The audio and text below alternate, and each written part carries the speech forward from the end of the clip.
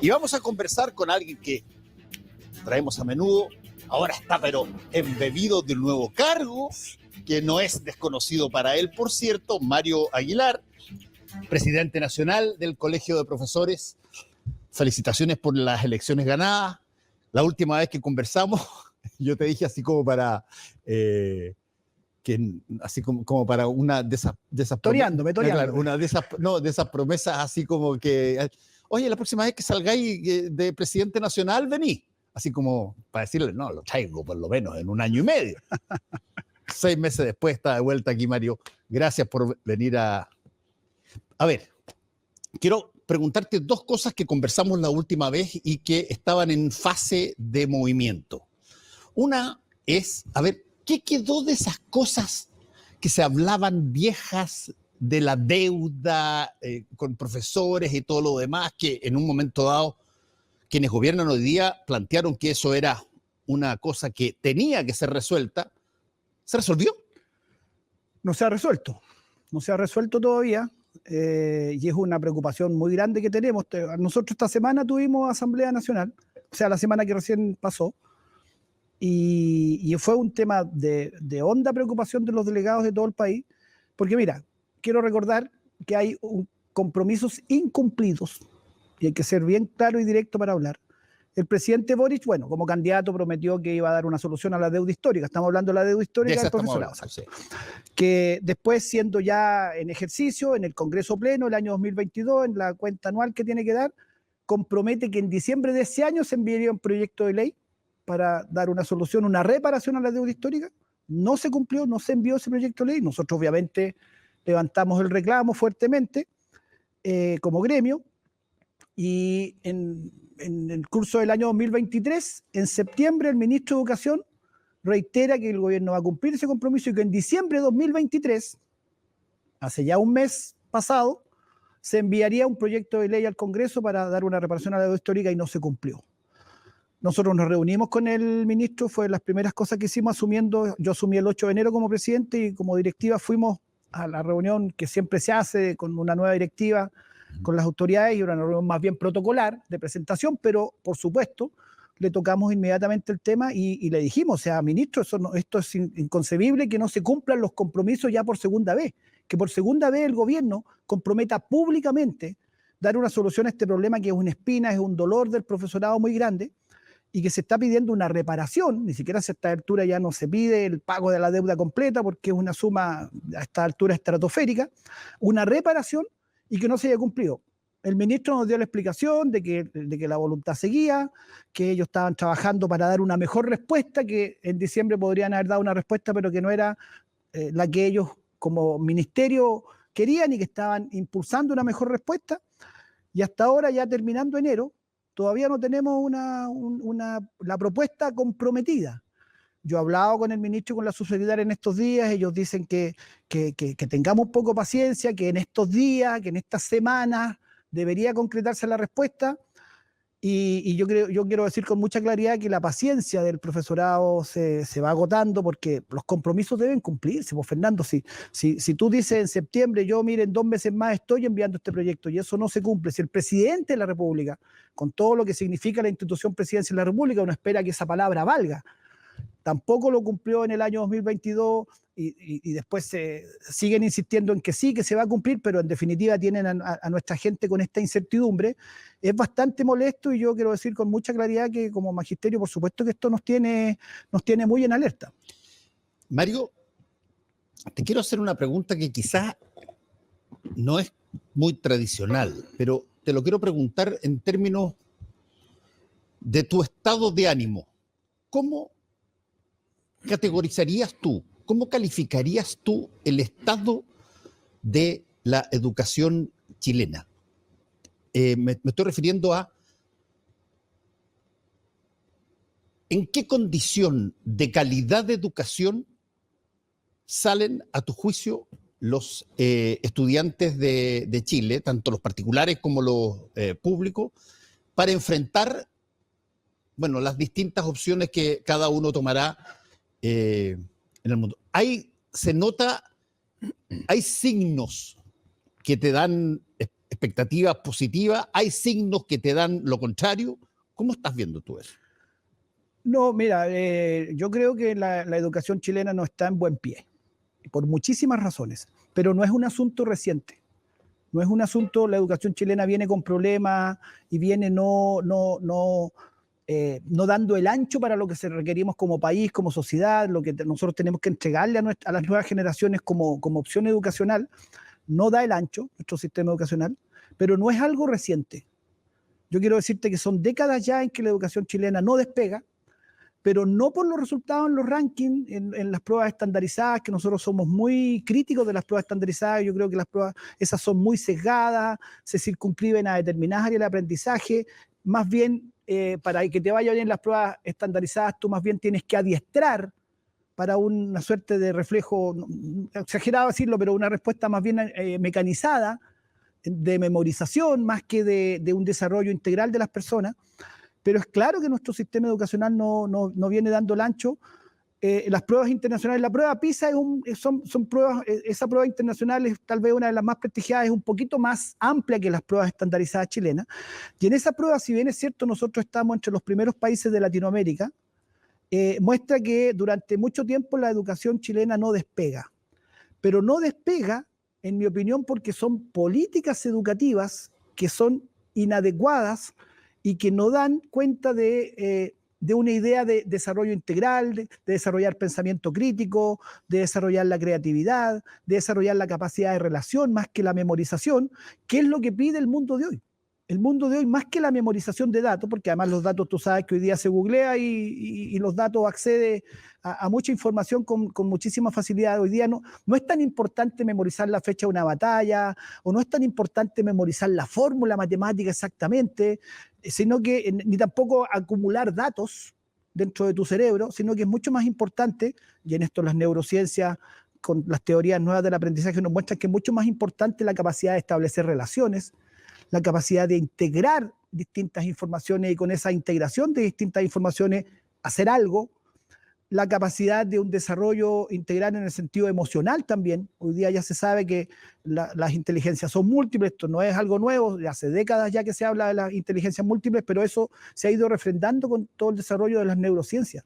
Entonces, los aprendizajes hoy día no tienen que ver con memorizar datos y dar una respuesta en una prueba escrita, de estas 4 opciones A, B, C, D, cuál es la correcta, sino que es mucho más importante este desarrollo integral con la inteligencia emocional, la capacidad de establecer relaciones, la creatividad, la adaptabilidad social.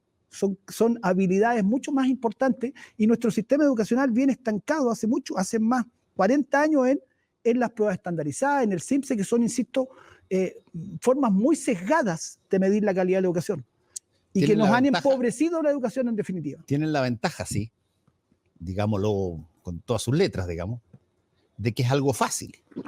Exactamente. Tiene facilidad tú quieres saber cuál es el estado de la educación, bueno, preguntas todas estas cosas como tú dices, con las alternativas, con las cosas, memoriza las batallas y toda la cuestioncita y ese resultado te da un número.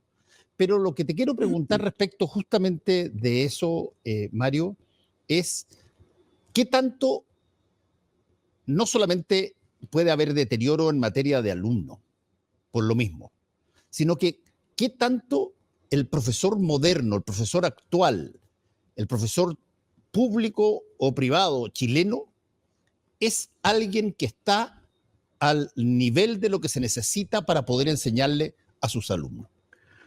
Yo creo que potencialmente hay grandes capacidades en el profesorado chileno. Lo que pasa es que el sistema te pide y te exige finalmente remitirte al rendimiento de las pruebas estandarizadas. Si todo está tensionado hacia allá, yo te voy a decir que nosotros tenemos un sistema de aseguramiento de la calidad que categoriza a los colegios y digamos, les da una categoría según el rendimiento en 9 factores, pero uno de ellos, que es el CIMSE, uno de esos 9 distintos, digamos, parámetros con los que se mide esta categorización, con lo que se pondera para categorizar el colegio, uno de ellos, que es el CIMSE, vale el 66%. Y los otros 8 valen el 33%. Entonces, ¿qué es lo que te obliga el sistema? ¿Qué es lo que te obliga finalmente a que tú prepares CIMSE? Nosotros tenemos experiencias que yo las encuentro aberrantes, pero nosotros tenemos casos, testimonios de profesores de arte que si ese año le toca CIMSE al octavo básico, la instrucción que recibe su jefatura es que en su clase de arte no haga arte, sino que repase la guía de CIMSE, que es lenguaje, matemática, ciencias.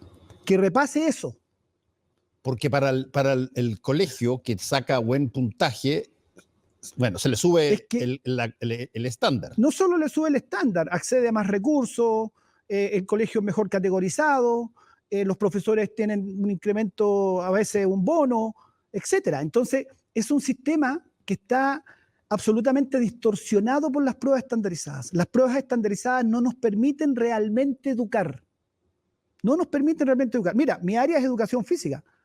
Es un área que cada vez se le quitan más horas, cada vez más desvalorizada, pero justamente como entra poco en la ponderación, de alguna manera se nos deja trabajar más tranquilos. Los profes de educación física tenemos, entre comillas, la ventaja de que muy entre comillas, esto es una contradicción lo que voy a decir, pero como se desvaloriza esa área del aprendizaje, finalmente el sistema no está tan encima de nosotros y podemos hacer cosas interesantes, educativas, pero son apenas 2 horas a la semana. Incluso hay en educación técnico profesional, tercero y cuarto, no hay educación física o es optativa.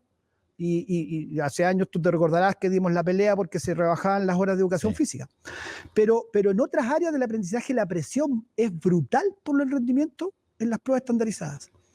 Entonces, muchas veces nosotros sentimos que que el sistema nos obliga, nos fuerza, nos va direccionando a adiestrar más que educar. Educar es mucho más que solamente entregar información. Pero, por ejemplo, dime, te voy a hacer preguntas que quizás son un poco extremas. Buen café, ¿eh?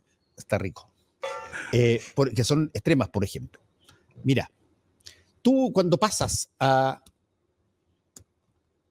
secundaria, educación secundaria, te entran una serie de ramos, que son ramos que, para quienes los tuvimos con buenos profesores, son de esas cosas que te armaron, te formaron, te hicieron. Por ejemplo, filosofía. Claro. Por ejemplo, filosofía. Los conceptos que habían una serie de cosas que te permitían a ti empezar a entender dónde estamos. No solamente, como tú muy bien decías, contestar si es que la A o B o C era la correcta, sino que hacer preguntas, reflexionar. Nosotros teníamos, por ejemplo, en el colegio que yo estaba, y todos los profesores estaban dispuestos, lo propusimos nosotros, y ellos lo presentaban una hora, la primera hora del día era una hora donde nosotros poníamos el tema. Nosotros le decíamos, profesor, queremos conversar de esto que estuvimos acá, o esto cuestión allá, o de esta situación que pasó en el programa en televisión, qué sé yo, que allá. Y conversábamos de eso. Era la hora de estudio, se llamaba así. Y nos incentivaban a conversar de eso. Teníamos filosofía y todo, pero la pregunta mía es, ¿qué tanto de la educación pasa por, no sé, por la etiqueta de estar desviándose, si es que acaso tú, por ejemplo, reflexionas sobre el mundo actual? Sobre un hecho que ocurrió en el país. Un hecho actual, claro. que pasó hoy día. Sí, claro. Bueno, eso es lo que el sistema hoy día te deja muy poco tiempo para eso. A ver, hagamos una diferencia, Fernando. Hay un 7% de la matrícula del país que está en los colegios particulares pagados, los colegios donde estudia la élite. En esos colegios hay mucha más integralidad en la formación de los estudiantes. Tienen filosofía, muchos colegios de esos tienen filosofía desde pequeñitos, tienen 4 o 6 horas de educación física, tienen hartas horas de artes, tienen talleres, tienen academia de teatro, academia de rock, tienen academia de ajedrez, tienen la posibilidad de efectivamente acceder a una educación que se acerca a esta idea de integralidad que te estoy diciendo, y que te desarrolla muchas capacidades y muchas potencialidades que el cerebro humano tiene, distintas zonas cerebrales, distintos circuitos neuronales. Las neurociencias hoy día nos enseñan, estoy medio rayado con la neurociencia, pero hoy día nos ayudan harto en las teorías del aprendizaje. Las neurociencias nos muestran que lo que tú tienes que hacer cuando enseñas algo, cuando hay un aprendizaje, es que vas cableando, vas aumentando los circuitos neuronales. Cuando aumentan los circuitos neuronales, esa persona tiene más capacidades. Cuando tú sesgas los aprendizajes a algo mucho más reducido, los circuitos neuronales son más pobres. El 7% que estudia en Chile en los colegios particulares pagados tiene muchas oportunidades de desarrollar ampliamente sus circuitos neuronales y además están en ambientes familiares y culturales también con mucho más estímulo. En sus casas hay varios computadores, biblioteca, su entorno familiar tiene un nivel cultural, ¿no es cierto?, más alto, etc. El 93% restante que estudia en colegios particulares subvencionados o colegios públicos tiene un currículum mucho más sesgado, mucho menos integral, tienen menos horas de educación física, menos horas de arte. Nuestros niños, niñas, cada vez cantan menos, pintan menos, cada vez tienen menos, juegan menos, porque la presión es al rendimiento en la prueba estandarizada, porque de eso depende muchas veces incluso la sobrevivencia al colegio.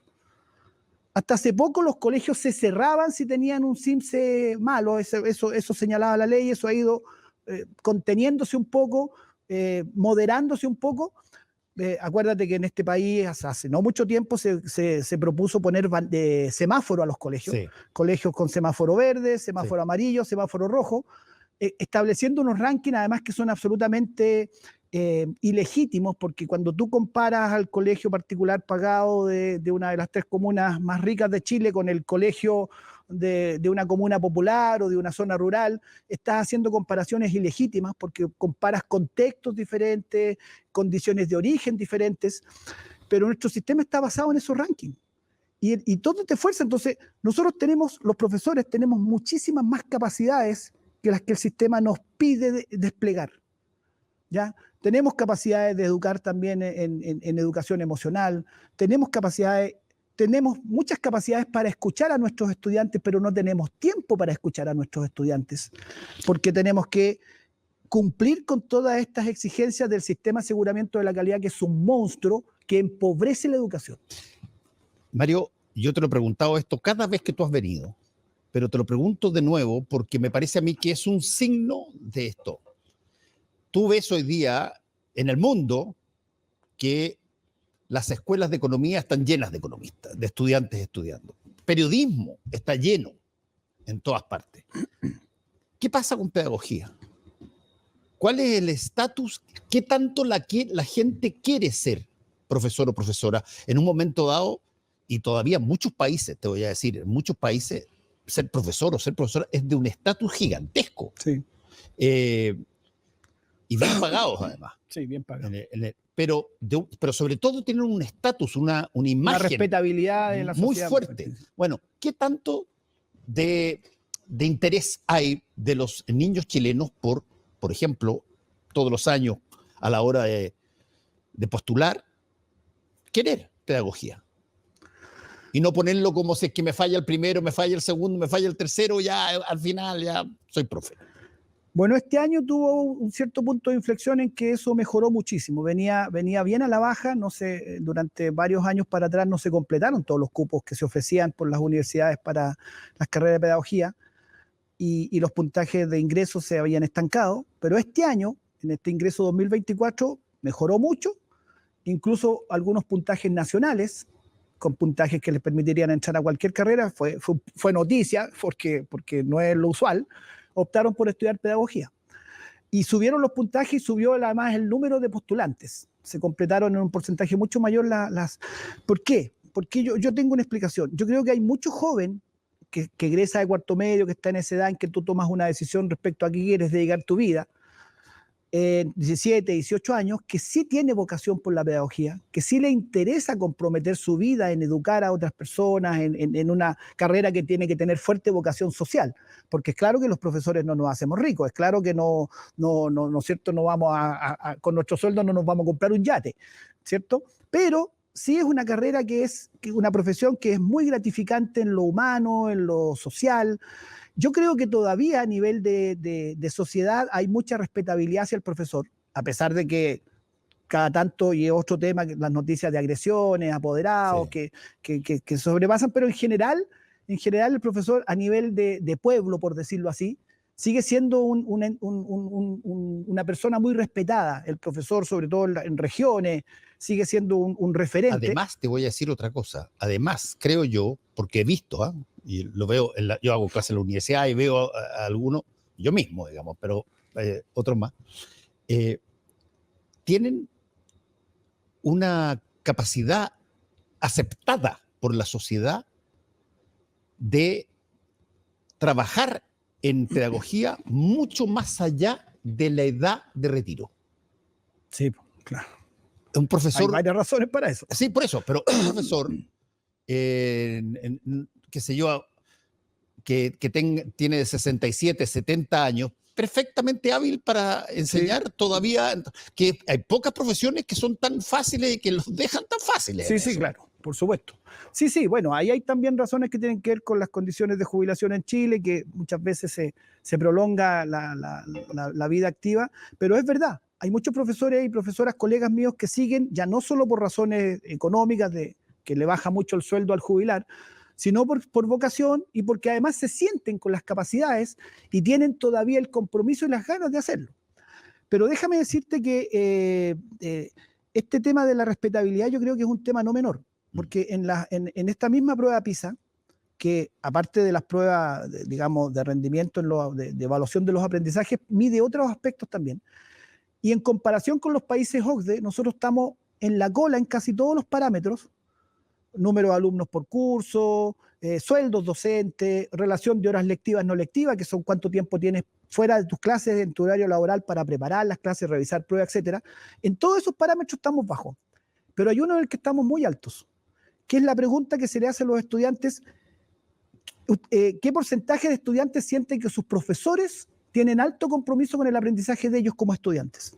Y en ese Chile está entre los más altos. 74% creo que es la cifra, 70 y algo, es la cifra de estudiantes chilenos que en esa prueba internacional responden que ven a sus profesores muy comprometidos con el aprendizaje de ellos y con su desarrollo educativo. Y está entre los más altos en los países OCDE. En los demás países el promedio anda en 60, 50, y en Chile es 70, si no me equivoco 74, pero es 70 y algo la cifra. Te está mostrando que los estudiantes chilenos tienen alta valoración de sus profesores y profesoras. Y ese no es un dato menor, porque quiere decir que todavía el profesorado tiene digamos, valoración alta. Y eso es una herramienta muy poderosa. La gente nos quiere, el pueblo nos quiere, la ciudadanía nos quiere. Hay apoderados agresivos y violentos, pero en general la mayoría de los apoderados tienen mucho compromiso con el profesor de su hijo. El sistema no nos quiere tanto. El sistema no nos trata como debería tratarnos. No solo en términos salariales. Mira, te voy a poner un ejemplo bien contingente.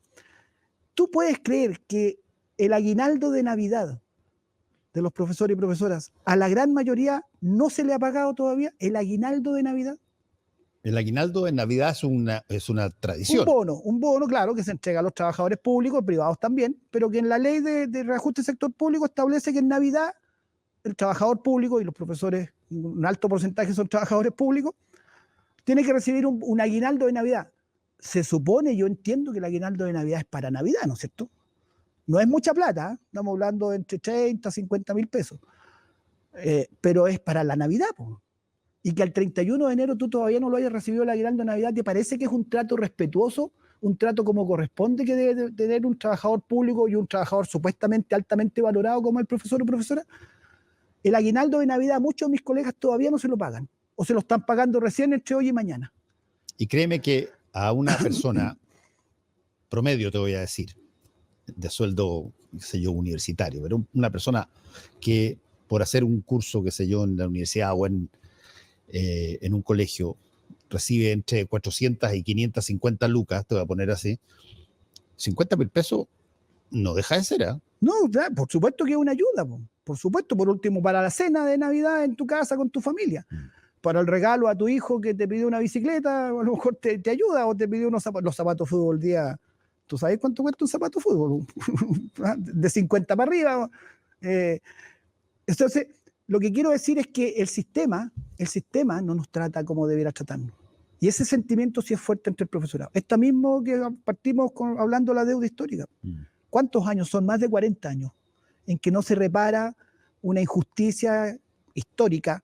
Por eso se llama así, ¿no es cierto? En los años 80 fue esta situación, que la dictadura nos quitó una bonificación que correspondía, una asignación que correspondía dentro del salario para todos los trabajadores públicos, y de manera arbitraria, como ocurría en los casos en dictadura, se quitó. Y en todos estos años de democracia eso no se ha reparado. Mira, lo más grave de eso, a mi modo de ver, es que fíjate que hay muy pocas voces que discuten que no se les debe pagar. Sí, lo sé. Y eso es a través de todo el espectro político. Absolutamente. Absolutamente. Y mira, yo si tomo un taxi, voy a una reunión al ministerio y de la sede nuestra tomo un taxi para llegar a la reunión, y el taxista, si me reconoce que soy el presidente de los profesores, te aseguro que te va a tocar que me va a preguntar, oye, profe, ¿cómo va la deuda histórica? ¿Se las pagan o no se las pagan? Es a nivel político y de ciertos sectores que hay una transversalidad en que esto debe repararse, pero también a nivel de pueblo, a nivel de gente común y corriente, dice, oye, los profes, oye, resuélvanle la deuda histórica. Entonces, hay esa sensación en el profesorado de que no nos tratan como debieran tratarnos y no nos tratan acorde a la importancia de lo que hacemos. Acorde a la importancia de lo que hacemos. En OCDE, somos comparado con los profesores de otros países OCDE, que le encanta que nos comparemos OCDE, ¿no es cierto? Somos de la primera división. Bueno, en casi todos los parámetros que tienen que ver con condiciones de trabajo, estamos abajo, en la cola de los rankings OCDE. Y eso, como presidente recién asumido, o con pocas semanas de la gestión, esa va a ser la prioridad que yo voy a poner en mi gestión. El trato que nos merecemos y que corresponde, ¿sabes por qué? No solamente porque nos lo merecemos como profesionales, sino porque ese buen trato se traduce en mejores aprendizajes y mejores condiciones en las que nosotros podemos trabajar con nuestros estudiantes. Te voy a hacer la misma declaración de la última vez que estuvimos juntos, cuando no eras todavía presidente nacional. Vamos a dejar pasar un tiempo y una vez de que empiecen a pasar quizás el nuevo año escolar 2024, conversamos de nuevo a ver si es que hay cambio. Con todo gusto.